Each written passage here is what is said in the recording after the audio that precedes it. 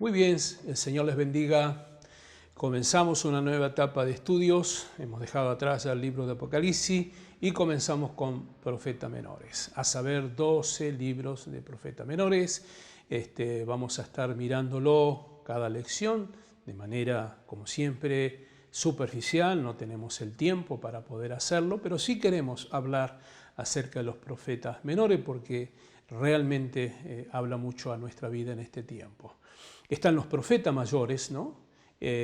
A saber, son Isaías, Jeremías, Lamentaciones, Ezequiel y Daniel, llamados profetas mayores. Pero no sean profetas mayores porque sean mejores que los menores, simplemente por la cantidad de mensajes y palabras proféticas que cada uno de ellos están haciendo. Ejemplo bíblico: Abdía, que es el libro que vamos a tratar hoy, es un solo mensaje, una sola palabra a una sola nación, entonces es un profeta menor. Ageo también, Zacarías también, son profetas que profetizaron, pero profetizaron una vez a una nación con un oráculo tremendamente de parte del Señor, pero indudablemente a diferencia de los otros profetas que tenían mayor cantidad y caudal de mensajes de prédica.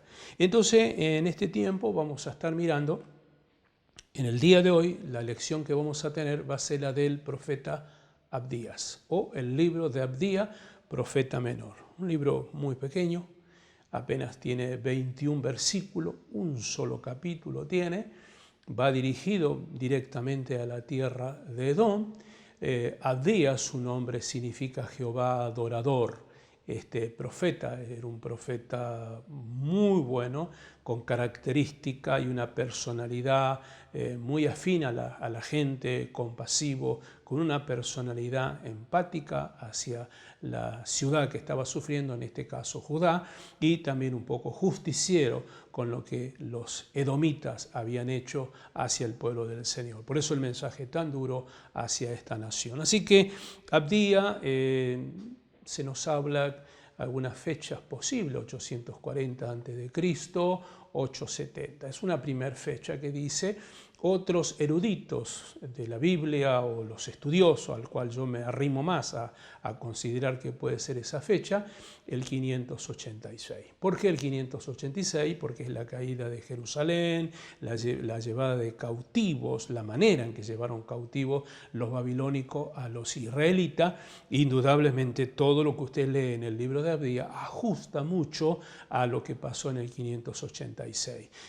No hay muchos datos de Abdía, no se lo menciona mucho, no hay muchos antecedentes, como el caso de Daniel, que tenemos bien detallado su biografía, el caso de Jeremías, el caso de Isaías, otros tantos profetas. El profeta Ageo, tenemos conocimiento de dónde vino, cuántos años más o menos tenía, pero en el caso de Abdía es un profeta que aparece así y suelta la palabra y no tenemos mayores antecedentes. ¿Qué puedo decirle? Que es un libro muy rico, muy lleno de llamadas de atención, una exhortación para esa nación, pero muy aplicable para nuestras vidas. Quisiera entonces comenzar, decimos entonces, el libro de Abdía, capítulo número 1, solamente del texto 1 al 21. Entonces, un análisis del texto. Lo primero, el temario.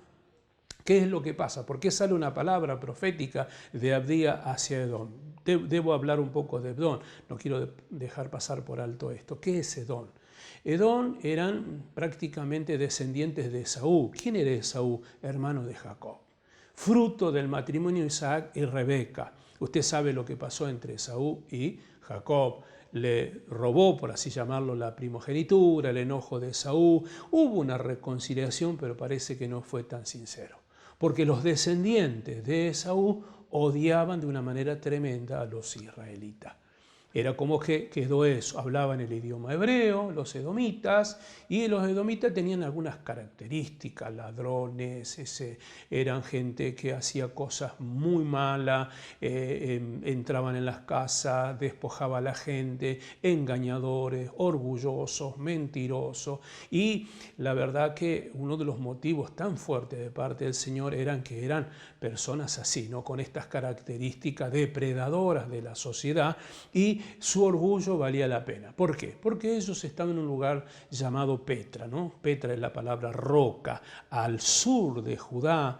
Era este lugar donde nadie podía entrar, sus enemigos no podían tomarle, porque ese desfiladero que decían que de un lado tenían cerca de 200 metros y del otro lado 200 metros y apenas un pasillo de 1 metro para poder acceder a Petra, entonces era muy fácil para los edomitas defenderse de lo alto arrojando piedras, escombros, y difícilmente sus enemigos podían tocarlo. Una vez que entraban ahí ya nadie podía tocarlo. Por eso se sentían orgullosos, imbatibles, pero toda obra de hombre es tocada por Dios y delante de Dios no hay persona que no sea imbatible. Así que empezamos a desarrollar un poquito, viendo rápidamente este trasfondo de los edomitas, ¿no? No puedo dejar de mencionar que Herodes el Grande, el que pretendió matar a Jesús y que mató a todos los chicos, era Idumeo, descendiente de los edomitas. Su odio acérrimo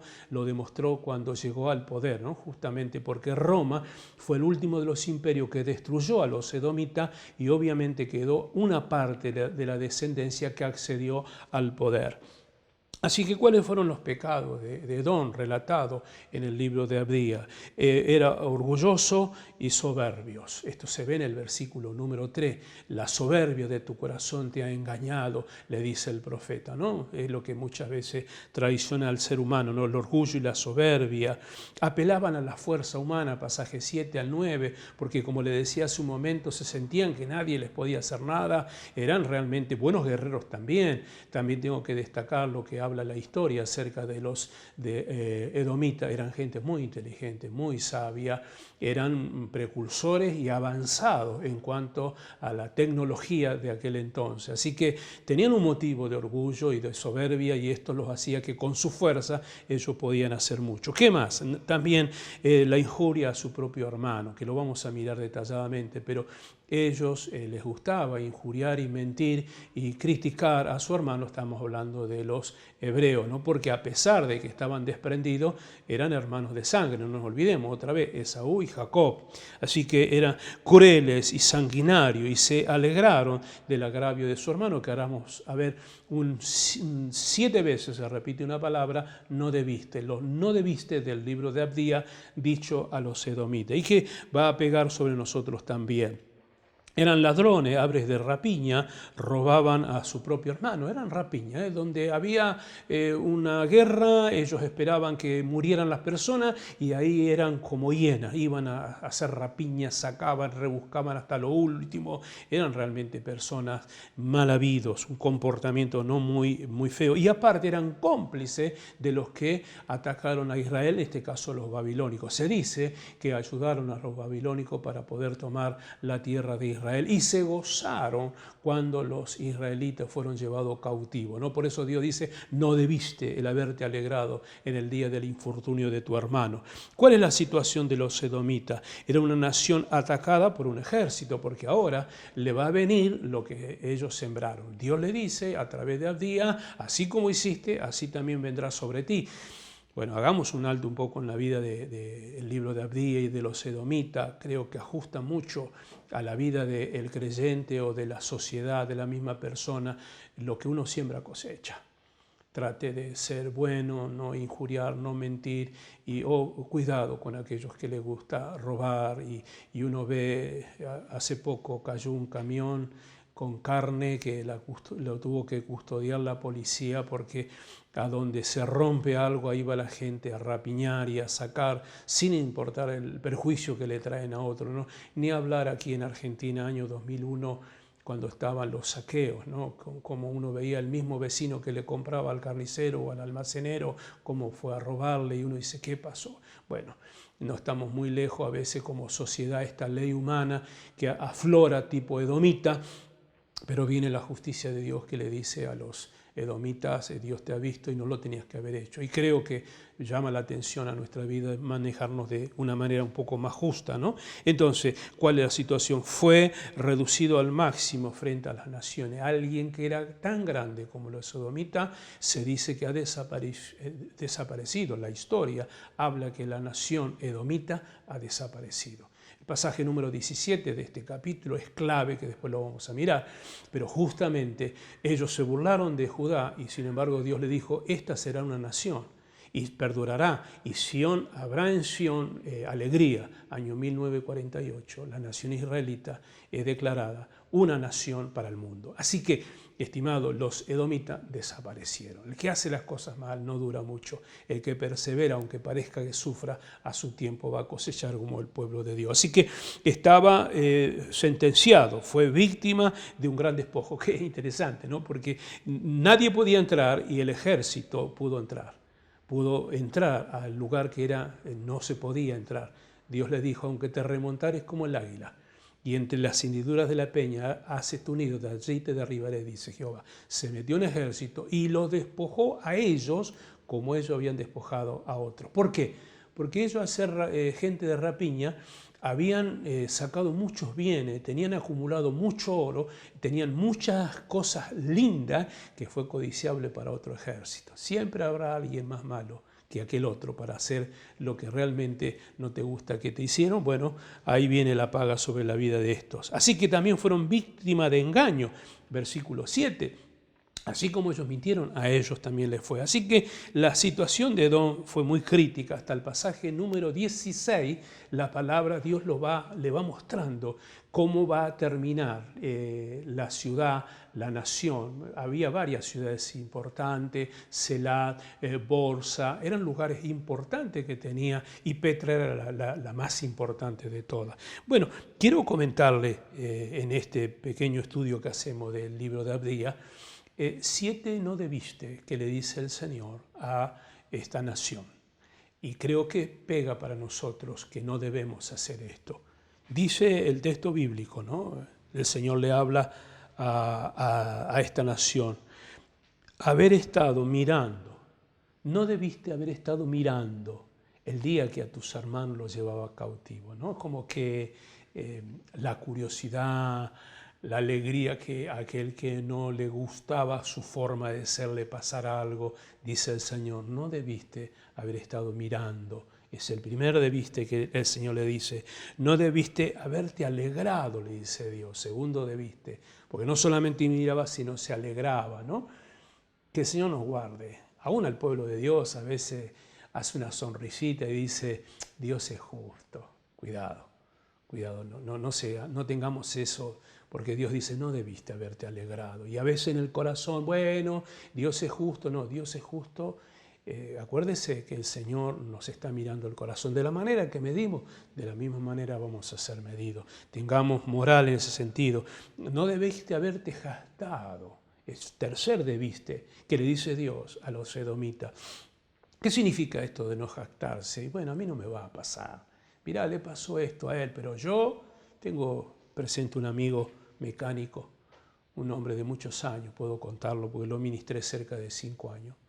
Un hombre con una capacidad de trabajo, electricista, mecánico, tenía campos donde plantaba soja, alquileres, donde tenía un volumen económico, lo hizo con mucho trabajo, fue muy sabio el hombre. Entonces un día me dice, la verdad, pastor, dice, pensaba antes que nunca voy a necesitar de nadie.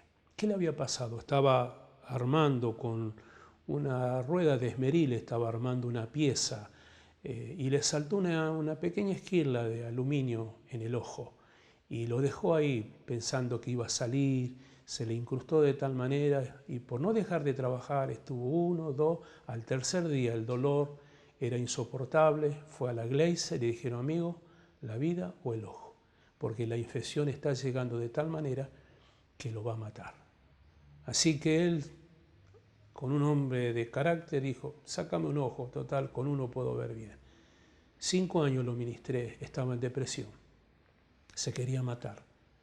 Mi amado hermano, no se jacte, no crea en el orgullo, porque otra vez la Biblia dice, la gloria del hombre es como la hierba. Entonces Dios le dice a los edomitas, no debiste haberte jactado, no debiste haber estado en la puerta de mi pueblo, porque estaba ahí en la puerta del pueblo, no solamente estaba expectante para actuar en la rapiña, ¿no?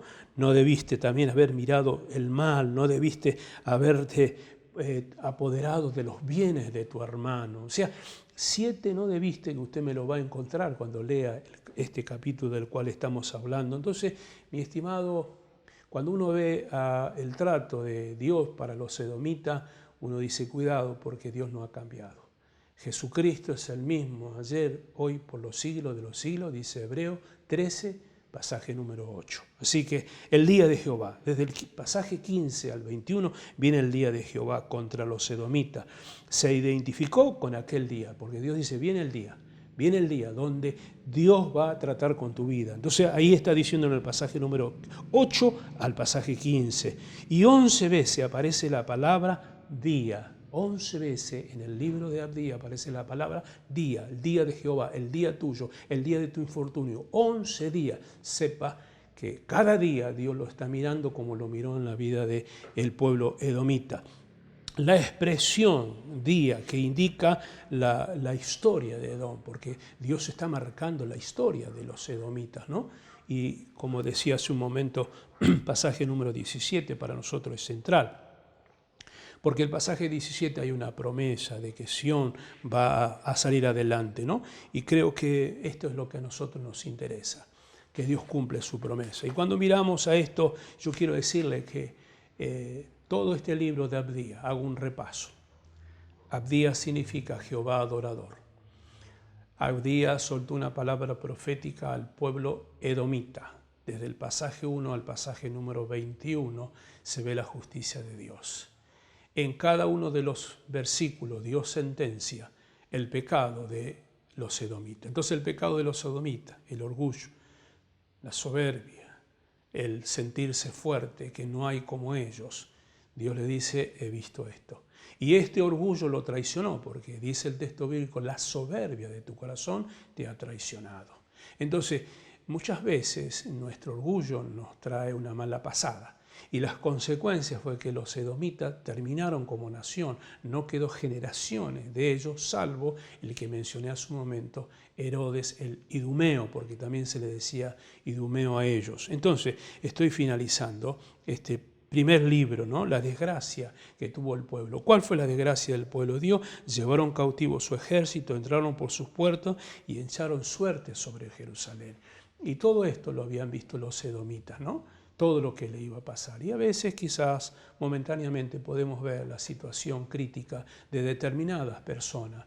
Pero dice el libro de Isaías, entra en tu aposento, cierra tus puertas hasta que pase la indignación, hasta que pase el juicio, un poquito de tiempo. A veces nos toca pasar momentos difíciles en la vida y hay gente que se burla, ¿no? Mirá, si este fuera cristiano, esto, déjelo. Después viene el juicio sobre Edom, vendrá el trato de Dios. Queremos que sufran de ninguna manera, solamente podemos decir que Dios es justo. Así que mi estimado amigo y hermano, como hizo, le fue hecho a los edomitas. Edom significa rojo. Recuerde usted esto, que Jacob compró la primogenitura de Esaú por un plato de lenteja, un potaje rojo, por eso se le llamó Edom, potaje rojo, color rojo. Y los edomitas eran descendientes de Esaú, y estos eran malos, porque no habían aprendido a perdonar. Finalizo diciendo entonces, Abdías el profeta, Jehová el adorador, 586 antes de Cristo, un hombre apacible que soltó una palabra que se cumplió al pie de la letra. Que Dios le bendiga y será hasta la próxima, donde vamos a estudiar el próximo martes el libro de Joel. Ahí vamos a meternos un poquito más, tenemos un poquito más de riqueza.